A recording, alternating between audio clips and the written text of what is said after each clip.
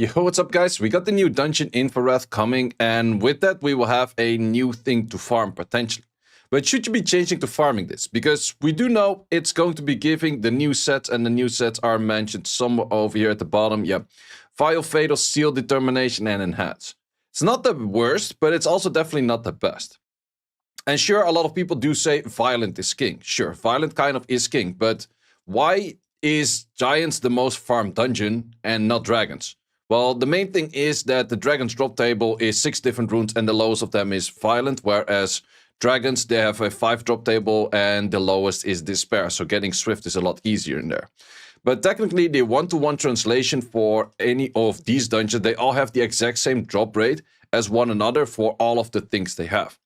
But what's very common for people to run nowadays is, I think, Elunia or Lumo. So let's first write down what can you get, how much is it worth, and what would I recommend you to farm. So for Infrared, it's going to be Violent, Fatal, Seal, Deter, and Enhance. Let's also grab the ones from the other dungeons. Elunia gives you Despair, Endurance, Will, and Egg. Lumo gives you Vamp, Energy, Guard, Will, and Destroy. The other way around. Oh wait, I thought it was Swift and Sacrion, but it's actually in Cauldron. So we have this one, which does have the drop table of a Swift, Guard, Shield, Destroy, and Tolerance. Let's make this a little bit smaller. What is every dungeon worth? Well, we can kind of give like a point system to every dungeon and then look from there how much anything would be worth. So what do we have over here? So let's say Violent is definitely worth 2 points. Fatal, I would give 0 points. Seal, I'll give 0.5. You don't need that many seal runes, but a good seal set on like a Layla or a Fire Djinn is relatively common now. Or if you get a super speedy set, it could be decent. Determination is worth a 0, and Enhance, personally, I give it 0.5, but this is just arena defense. Maybe some siege offenses, but I'll give it like this. Like, you want some runes on it on high HP, but you're done very fast on this set, to be honest. Personally, I am done with this whole set, but just runecrafts of legendaries already. So I'll give it a 0.25 on that. Despair, I'll give a 1.5. You don't need as many sets. And I kind of get to the point where if you want to get a Despair unit or Despair rune that's usable, you want to get a super fast one, because a mid-tier damage-ish kind of Despair rune is not that usable in the first place. Well, this we give 0.5. Nem, I'll give a 1. Will, I give 2. Will, definitely use one. This I give 0. Then we go for here in Vamp. To be honest, with the current meta, I like myself a Vamp Misty. I like myself a Vamp Juno. I'm a big fan of Vamp Juno. If you have a Jaeger in the end has the best win rates with Vamp as well.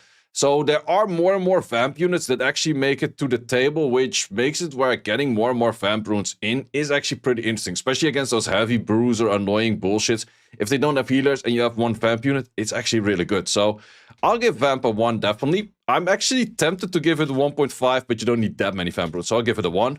Energy, you don't care. Guard, you don't care. Will, we do care about. And Destroy, I'll give it a 0.25 for the siege offense players out there, but that's about it. Then we have the Cauldron. Swift is a 2, Guard is a 0, Shields maybe a 0.25. You get some Swift or like some fast shield sets here and there are decent, but it's nothing great. This one's 0 and this one's 0 as well. So let's sum up all of the dungeons with that. 2.75 for Infrared, 5 points for Elunia, 3.25 for Lumen, and a 2.25 for Cauldron, which does also mean that I would say Cauldron is probably one of the lowest values. But then there's also something specific to look at.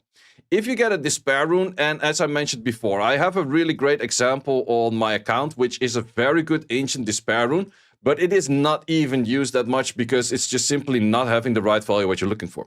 So this rune over here, it is close to a 270 on the slot one, which is super high. If this was a Will rune, top of the line. If this was a Violent rune, top of the line. If this was a Swift rune, are you really going to use it that much? It's not that crazy. Like, sure, there's enough damage stats that you can kind of get away with it, but most Swift units, you want to be faster than this in the first place. Like a 70 speed is not going to cut it. Same thing for a Despair. In a lot of cases, like now it's just on the Barbara, or in my RTA, it's on a Despair Ethna that I legit never pick. It was on a Q before.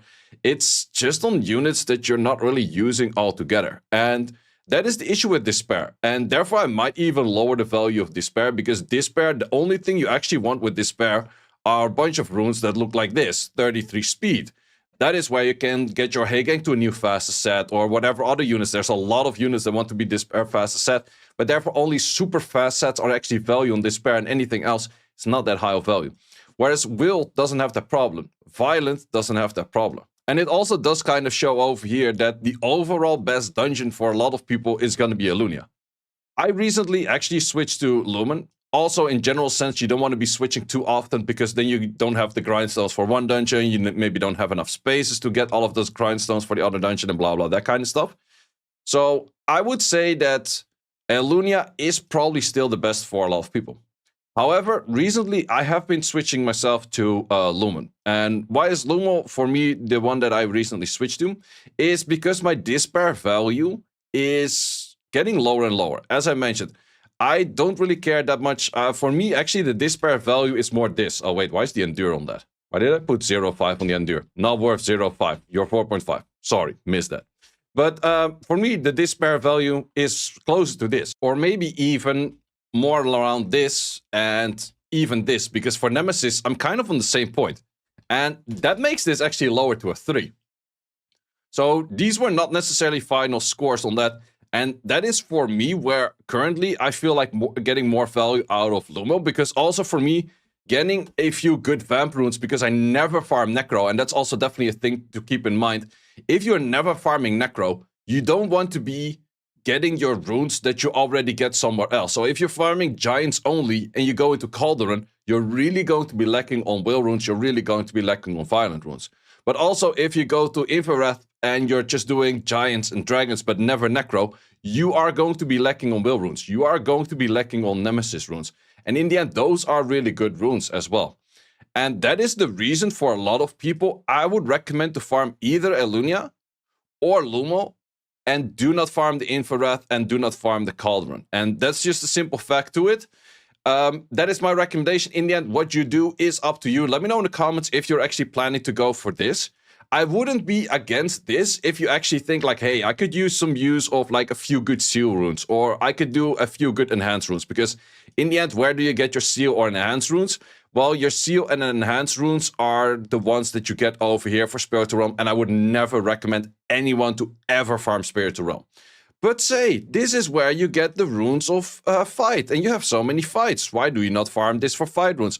Well, any event you have where you can choose hero runes, you choose fight runes. Because a hero rune on Violent or Swift is not going to be an upgrade for you most of the time, because you're farming plenty of Giants and Dragons.